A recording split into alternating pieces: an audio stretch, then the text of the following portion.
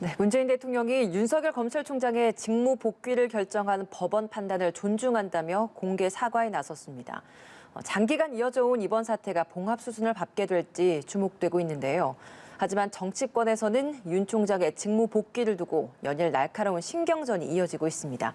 이 관련 내용들 두 분과 짚어보겠습니다. 배종호 세안대 교수, 이기재 동국대 겸임 교수 자리하셨습니다. 어서 오세요. 안녕하세요. 안녕하세요. 네, 법원이 윤 총장 직무 복귀 결정을 내리고 하루 만에 문재인 대통령이 대국민 사과를 했습니다. 일단 이 사과 내용 좀 어떻게 보셨는지 평가 들어보겠습니다. 문재인 대통령 입장에서는 상당히 곤혹스러운 상황 아니겠습니까? 윤석열 검찰총장 사태로 9일 만에 두 번이나 사과를 했어요. 특히 이제 본인이 이번에는 이제 제가 하고 집행까지 한 윤석열 검찰총장 징계가 법원에 의해서 직무 정지, 집행 정지가 돼버렸단 말이에요. 그래서 문재인 대통령께서 국민들께 불편과 혼란 초래해서 깊이 사과드린다. 이 사과라는 표현을 직접 썼단 말이에요. 굉장히 진중한 표현인데 이런 진중한 표현을 하고 나선 것은 더 이상 이 문제에 발목을 잡히지 않겠다. 그리고 국정 안정을 위해서 또 여러 가지 어려운 현안들을 위해서 집중하겠다라는 그런 뜻으로 보이고요. 실제로 지금 굉장히 현안들이 많지 않습니까?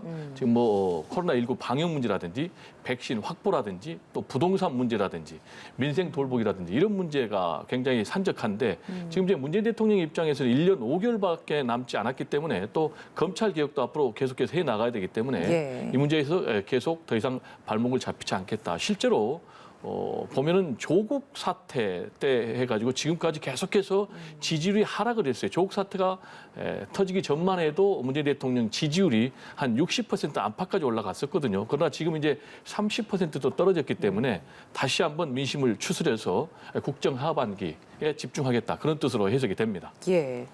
그러면서도 불구하고 검찰을 향해서는 또 성찰을 하라 이런 표현을 사용하지 않았습니까? 그러니까 법무부와 검찰이 함께 협조를 해서 검찰 개혁을 완수해야 된다 이런 표현도 직접 좀 담겼던 부분이 있어서 이건 어떤 의미라고 좀 평가를 하시는지요?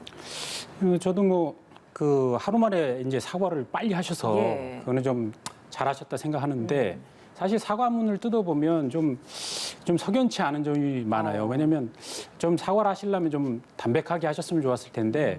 뭐 수식어가 너무 많은 거죠. 예를 들면은 인사권자로서 사과한다. 그러면 인사권자로서 그러면 그 인사권자로서 윤석열 총장을 임명했던 사람으로서 사과하는 건지 아니면 징계를 제가 한 것에 대한 사과인지에 대한 해석의 여지가 있고 또 결과적으로 또 국민들한테 이제 혼란을 초래한 점을 사과하셨는데 결과적으로라는 표현 자체는 우리가 일상적으로 보면 내가 이거 하려고 했는데 이건 옳았고 그 과정도 옳았는데 그런데 결과가 이렇게 돼버렸으니까 미안해 이런 얘기잖아요. 그러니까 사실은 국민들이 볼 때는 이번에 이 징계 절차는 굉장히 무리한 징계였다. 그래서 법원에서 그런 판결이 나왔고 이것에 대해서 대통령이 사과하는 것으로 이해를 하는데 이거에 대해서 결과적인 사과가 도대체 무슨 뜻이냐. 그리고 또 이제 마지막으로 이제 또 사족을 단 게 이제 검찰에 대해서 이제 성찰하라고 이제 메시지를 날리신 건데 이게 이제 그런 거죠. 사과를 하려면 사과를 시원하게 하셔야 되는데 이제 화낸 사람이 그러니까 화를 내면서 사과를 하는 이런 모양이 돼버린 거라고 보고 그래서 어쨌든 검찰 개혁에 대한 국민의 목소리는 분명히 있습니다. 예를 들어서 검찰이 본인들 내부 비리에 대해서는 방관하는 거, 그다음에 인권에 대해서 침해했던 것들 사실 이런 거는 개혁을 다 해야 돼요. 그런데 이 검찰 개혁에 주가 빠지고 오히려 내 편 만들기식의 이게 검찰 내 편을 만들려다가 안 되니까 이거를 뭐 무리하게 징계하려고 했던 것에 대해서 국민들이 느끼고 있는데 그런 부분에 대해서 조금 더 진정성 있는 사과를 하기에는 좀 부족했지 않느냐 이런 측면을 좀 말씀드리고 싶습니다. 예, 검찰 개혁, 검찰 성찰하라 이 부분에 덧붙였던 그 부분에 있어서 배 교수님 의견은 어떠신가요? 이번에 이제 법원의 판결을 보면요. 직무 정지를 이제 받아줬지만, 그렇게 인용을 해줬지만은 보면 두 가지를 지적을 했어요. 하나는 뭐냐면은 판사 사찰 의혹 문건 굉장히 부적절하다, 악용될 소지가 있다. 그리고 앞으로 이런 부분이 반복되면 안 된다라는 지적을 분명히 했고요. 네. 또 하나는 윤석열 검찰총장의 채널A 검은 유착 사건과 관련해서 감찰 방해 부분을 분명히 지적을 했거든요. 이 얘기는 윤석열 검찰총장이 전혀 문제가 없다라는 얘기 아니에요. 4개의 징계 혐의 중에서 2개는 문제 있다라고 판단했는데 그럼에도 불구하고 왜 윤석열 검찰총장의 손을 들어줬는가라는 것과 관련해서는 징계 절차에 문제가 있다는 거예요. 그러니까 이 부분에 대해서는 제가 볼 때 윤석열 검찰총장도 그렇게 떳떳한 부분은 아니고 제가 볼 때는 이 부분에 대해서는 국민들에게 사과할 필요가 있다라고 분명히 생각이 되고요. 그래서 이제 문재인 대통령이 두 가지를 얘기했지 않습니까? 국민들께 사과를 하고 그리고 또 법원의 판단을 존중하고 그러면서 이제 하나 더 덧붙인 게 검찰도 공정하고 절제된 검찰권 행사를 해야 된다라는 얘기를 분명히 했거든요. 이 얘기는 바로 판사 사찰 의혹 부분 그리고 검찰총장이 감찰에 대해서 방해한 이런 부분은 검찰이 청산해야 될 잘못된 적폐라고 저는 생각을 하거든요. 예. 그래서 이런 부분 분명히 지적을 했고 또 동시에 문재인 대통령께서 뭘 또 지적을 했냐면은 앞으로 법무부와 검찰 서로 잘 협조해서 검찰 개혁을 줄기차게 해나가라. 구체적으로 이제 공수처 그리고 검경 수사권 조정. 제가 볼 때는 이 부분은 국민들이 다 동의하고 있는, 필요로 하고 있는 그런 부분이 아닌가 저는 그렇게 생각이 됩니다. 이 부분에 대해서 의견 좀 궁금합니다. 윤 총장도 직접 국민께 좀 사과를 할 필요가 있다. 그러니까 법원 결정문 내에서도 일정 부분 부적절했다라고 명시된 부분이 있기 때문에 거기에 대해서도 사과를 하고 가야 되지 않겠느냐라는 의견에 대해서는 어떤 생각이십니까? 그러니까 재판부 분석 문건이나 이제 예. 감찰 뭐 방해 이 부분에 대해서는 이제 행정법원에서는 이제 본안 소송에서 다툼의 여지가 있다라고 얘기를 한 겁니다. 그리고 재판부 이제 분석 문건에 대해서 이제 부적절하다라고 이제 했고, 근데 이제 그것에 대해서도 여전히 어떤 추진 경위나 방법에 대해서는 좀 더 추가적인 심리가 필요하다라고를 했기 때문에 저는 이게 이제 본안 소송에서 이제 진행돼야 되지 않습니까? 그러니까 윤석열 총장 입장에서는 소송을 준비해야 되는 사람의 입장이기 때문에 예. 이 문제에 대해서 어떤 지금 현재 메시지를 내놓긴 대단히 어렵다고 보고요. 근데 이 부분은 나중에 이제 본안 소송을 통해서 사실 누가 봐도 이번에 그 판사들에 대한 어떤 재판부 분석 문건은 이건 기존의 검찰이 잘못된 관행 중에 하나로 좀 우리가 개선돼야 되는 부분이라는 거는 사실은 국민들이 많이 동의를 하고 계실 거예요. 그래서 그런데 문제는 이게 과연 검찰총장의 임기가 보장된 검찰총장의 임기를 제한하면서 징계를 가할 수 있는 사유인가 이런 부분에 대해서 이제 그렇지 않다는 판결이 된 것이기 때문에 저는 이제 이 부분은 앞으로 본안 소송에서 다툼의 여지가 있다. 그리고 총장 입장에서는 윤석열 총장 입장에서는 당사자이기 때문에 이 부분에 대해서 입장을 이해하기는 대단히 어렵다 이렇게 생각합니다. 저는 이제 좀 다르게 생각하는 게요. 예. 이번에 이제 법원에서 판단할 때 두 가지를 가지고 판단했어요. 하나는 징계 절차, 하나는 징계 사유. 그러나 징계 사유 4가지 부분에서 2가지 부분, 판사 사찰 의혹, 그리고 감찰 방해 이 부분은 재판부가 분명히 지적을 했어요. 이 부분은 잘못된 거예요. 만약에 이제 우리 교수님 주장처럼 여러 가지 뭐 절차대로 한다면 문재인 대통령이 사과할 필요가 없는 거예요. 왜냐하면 징계 절차 들어갔고 또 법적으로 쟁송 중이니까 그럼 대통령은 왜 사과를 했느냐. 어쨌든 간에 그 부분에 대해서 가처분 신청이 받아들여졌기 때문에 그 부분에 대해서 대통령으로서 정치적인 책임을 지고 사과를 했단 말이에요. 그럼 이제 이번에 윤석열 검찰총장으로 돌아가 보면 대통령까지 사과를 했어요. 그러면은 윤석열 검찰총장 구체적으로 지적을 받았습니다. 판사 사찰 의혹에 대해서 이건 문제가 있다. 그리고 검찰총장인데 감찰을 방해를 했다. 이런 부분은 상당히 치명적이에요. 그러면 징계 사유가 해당이 되는 부분을 지적을 받았는데 예. 윤석열 검찰총장은 전혀 나 몰라라 사과도 안 한다라는 부분. 그리고 본인이 이제 법적으로 호소를 했지만은 사실상 검찰총장 같은 경우는 임기가 보장된 부분도 있지만은 정무직 성격도 굉장히 강하거든요. 결과적으로 대통령에게 항명한 그런 부분도 있는 거예요. 그래서 제가 볼 때는 종합적으로 사과를 할 필요가 있고 또 하나 마지막으로 생각할 거는 굉장히 우리 정치가 지금 사법의 정치와 정치의 사법화가 굉장히 심화됐어요. 예. 그래서 국민들이 선출한 대통령의 징계 절차에 의해서 그 내린 권한에 대해서 과연 법원의 판사가 판단한 그런 부분이 100% 정당한가? 물론 제 이 얘기는 법원의 판단을 존중하지 않는다는 얘기가 아니에요. 이 부분에 대해서는 우리가 한번 깊이 고민해볼 대목이다라는 얘기를 저는 하고 싶습니다. 예, 반론 듣고 다른 질문 좀 드려보겠습니다. 하실 말씀 있으신가요? 아니 그 싸움이 있었어요. 그러면 가해자가 그 사과를 하는 거지 무슨 피해자가 사과를 합니까? 그러니까 윤석열 총장은 본인이 그 이번에 그러니까 이 추미애 장관이 징계위를 소집해서 여러 가지 사유를 대서 이번에 징계를 무리하게 추진했고 그 절차적인 문제도 있었고 그 과정에서 행정법원에서 판결을 낸 거예요. 그러니까 윤석열 총장은 본인이 소송을 제기하거나 이런 게 아니에요. 이런 면에서 그러니까 대통령이 사과했다고 윤석열도 총장도 사과해라.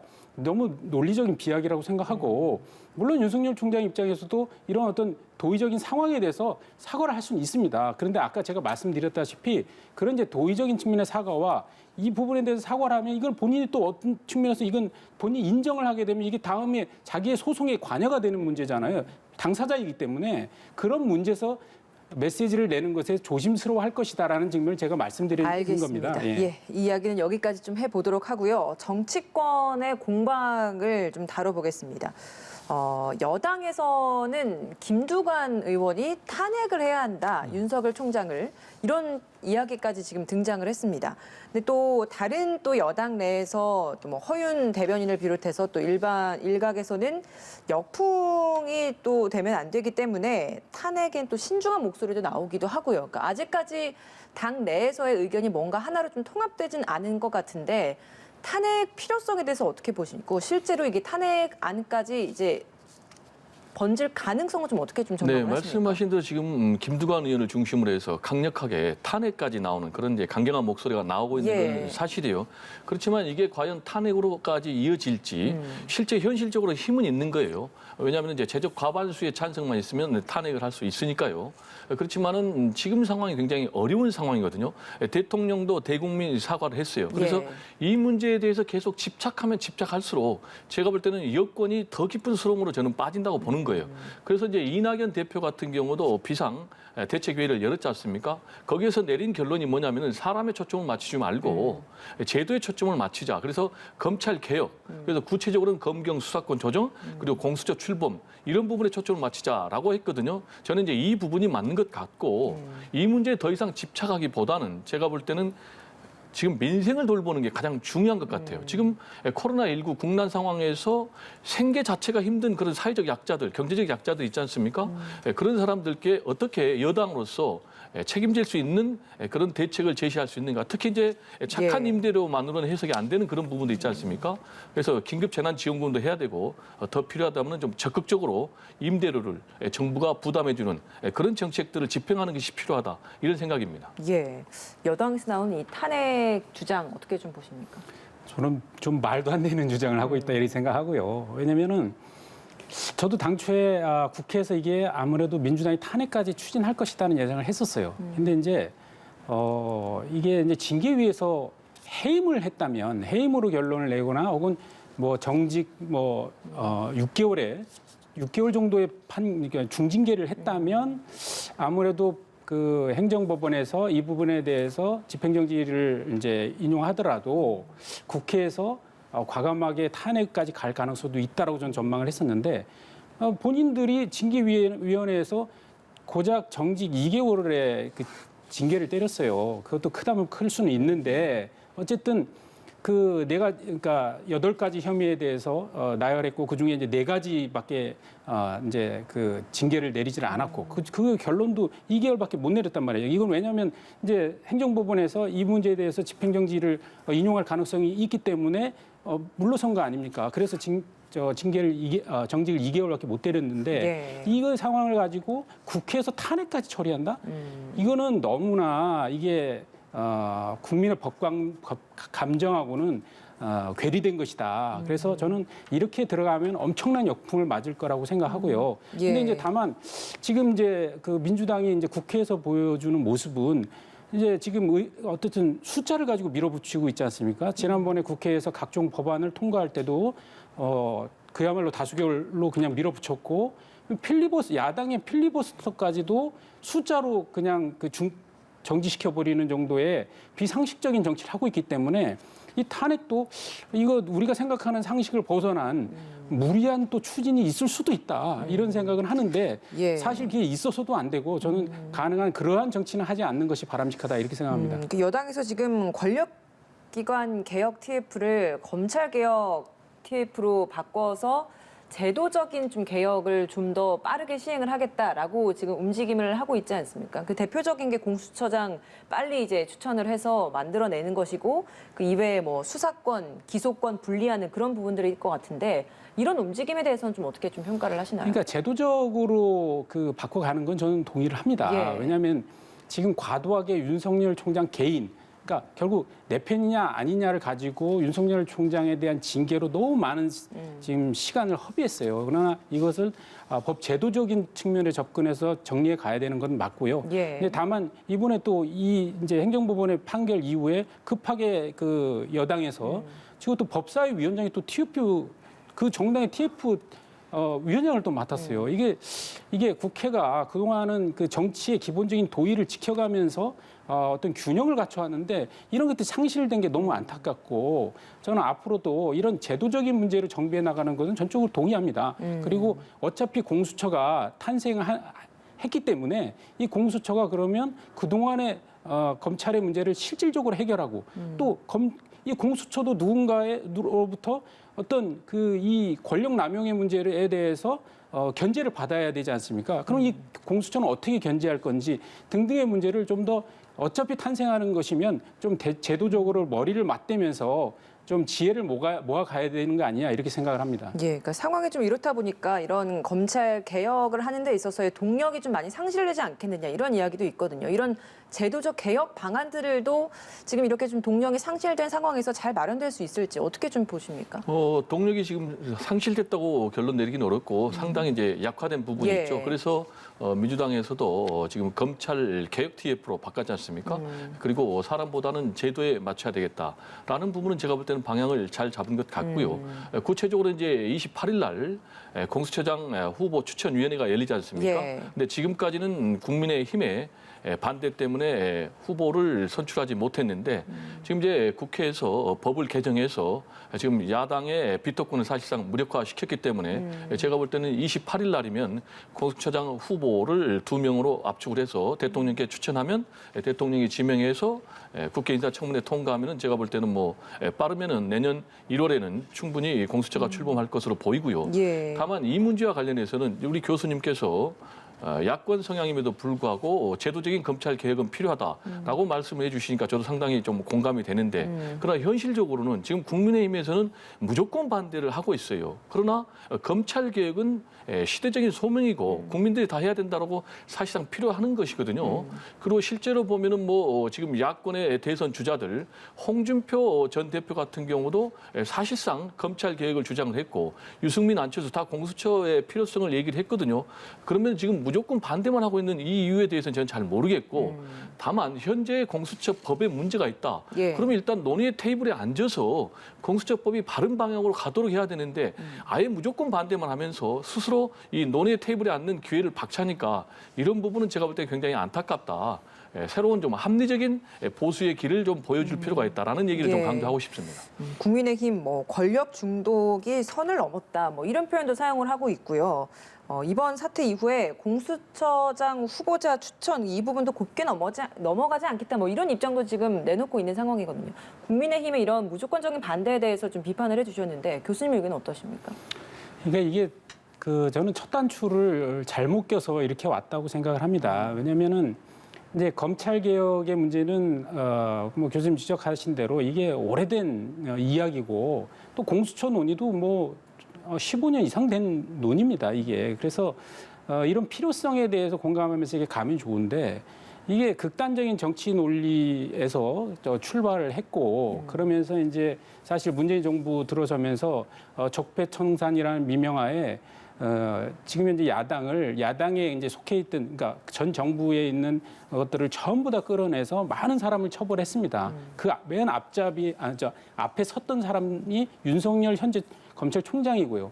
근데 이제 윤석열 총장과 결국 조국 장관이 관계가 조국 장관을 임명할 때 이제 관계가 틀어지면서 그러면서 이제 여당에 대한 이제 수사가 시작되고 이러면서 결국 이제 공수처 논의가 거기서 급격하게 부상했거든요. 결국은 현재의 공수처 논의가 과거의 검찰 개혁의 문제를 어떤 슬기롭게 풀자고 출발한 게 아니라 결국은 그 살아있는 권력을 손대는 검찰을 손봐주기 위해서 출발하다 보니까 결국 논의가 이렇게까지 왔고 결국 정치 논리가 거기에 개입하면서 무조건 옳고 그름을 진영으로 편갈라서 왔기 때문에 이런 현상이 생긴 겁니다. 그래서 현재 사실 이 문제가 저는 내년 올해로 끝났으면 좋겠지만 내년에도 이어질 것이라고 보는데 저는 좀 더 이제 정치가 이제 이번에 이 판결을 보고서도 민주당에서 이걸 사법 구태타라고 얘기를 하잖아요.